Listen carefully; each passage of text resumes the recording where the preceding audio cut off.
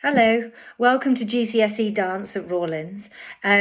So what this course is about, basically it's a practical course, although there is some written component also. The weighting is 60% practical and 40% theory. On this course you will cover a whole range of topics, lots of different genres of dance, first of all, the ones that we study and also the ones that we'll practice. You'll get the opportunity to dance with lots of other people in creating solos, duets, trios, and whole group pieces at times as well. There is a mix of practical and theory in lots of the lessons, so that when you come to study the theory more so in year 11, it's all quite familiar with you. Quite often the way we work in dance is each lesson we will work on some kind of practical component, and by the end of the lesson or after a few of the lessons we will perform them and film them, whereby you will then watch them back and you with your group or maybe individually or with me will review how you've got on and how you might be able to improve that performance. So you're constantly kind of watching yourselves and finding new ways to develop your own performance skills, but also ways that you can add things into your choreography to make them fresh and exciting. Sometimes we are lucky enough to be able to invite choreographers into Rawlins to work with us, or we visit local theatres and work with different practitioners and choreographers. So we can experience a whole range of dance. So we've had contemporary dance workshops, we've had Kathak workshops, we've even worked with Kenrick Sandy, who is the choreographer of one of the pieces we study at GCSE. So I always aim to build in trips to experience different kinds of dance with different practitioners, professionals, either at school or locally in local theatres or even in London. Sometimes we go to Trinity Lab and Conservatoire. We've been to Pineapple Studio. So quite often I do try and find opportunities so you get to learn from other people than just me. Component 1 is the practical unit of work. For this, you have to perform 4 pieces. You have to perform 2 solos. They're only about 30 seconds in length, and they comprise of dancing. It's more of a contemporary piece to a metronome beat, because they're trying to gauge a standard. So by having the same sound for everybody, it means that you're exactly in time with that beat. So I work with you on that for the 2 years and make sure you're really secure with that. Then the second piece you create is a duet or a trio. And in this, you're trying to show how you can dance with other dancers. We tend to have a stimuli that we work to so that your piece has some kind of theme to it. But this is a much more creative piece because you work with me to create an idea that you're happy with, and you can integrate some of the movement you like, as well as some set phrases that I teach you that you have to include also. So those 2, you are assessed for your performance. The final piece that you perform is a choreography piece, and you don't actually have to perform this piece. You can work with a group of dancers, or you can perform with your dancers. And for this choreography piece, the exam board releases a list of stimuli, and they might be things like a poem, it can be a piece of music they've recommended, or a sculpture, or an image, and you have to select one of those and then base your dance idea on that, and you produce some program notes to go with that, just to kind of justify your idea and explain what it's about. And that makes up your choreography. Component 2 is the written assessment, and this makes up 40% of the GCSE, and this is a written exam that is split into 3 sections. We have section A, B and C.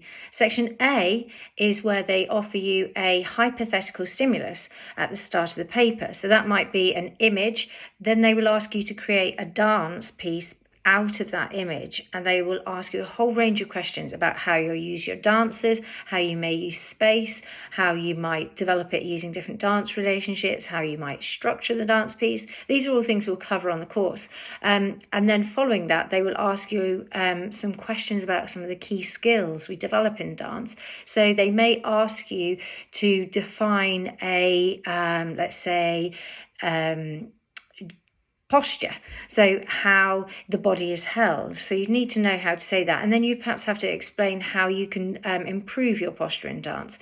Okay, section B is where they are asking you to reflect on things you've covered in the course. So key skills that you've used in your 2 solo pieces, your duet trio, and also in your choreography.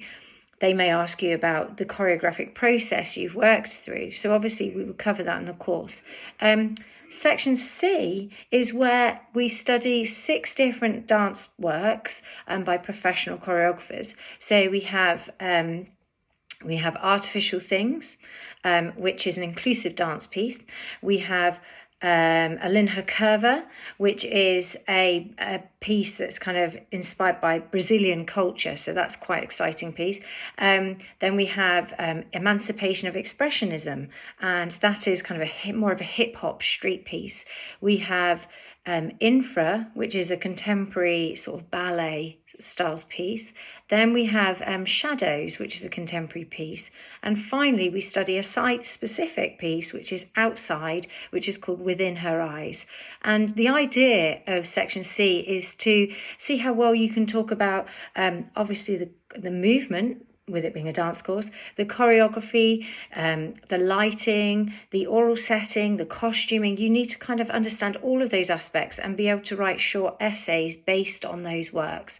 So we spend kind of the 2 years covering each aspect and building up your skills and being able to write about those. So where could dance take you? Obviously, you can stay on at Rawlins and take A-level dance, and that's a 50-50 split of dance practice and theory, or if you would like to take dance or performing arts full time, we've had students go to places like Addict and Studio 79 or Melton College. Some students audition, go a bit further afield, and some of our students have gone to the Royal Ballet or Rambert Dance Company or the Trinity Conservatoire in London. In terms of careers, obviously a lot of people who enjoy dance think, actually, I'd quite like to be a dancer, which is certainly a possibility. However, I think what this course offers you is that it teaches you how to choreograph, which is really, really important if you're entering into a career in dance. Every workshop I've ever been on, or any auditions that my students have been to, they have been asked to choreograph sections within those auditions or those workshops.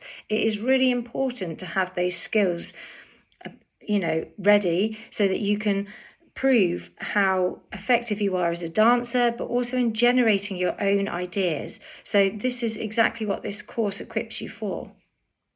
So in terms of any additional requirements, I would suggest that whilst it isn't necessary to have done dance before, it is necessary to have a passion for dance and also have a desire to learn how to become a choreographer, not simply expect to turn up and be taught a dance each week, because that's not what this course is. It is a course that has a holistic approach to dance, whereby you'll work in lots of different groupings, learn from each other, will embrace lots of different genres of dance. So really, it's somebody who's just passionate about dance and happy to give anything a go, really.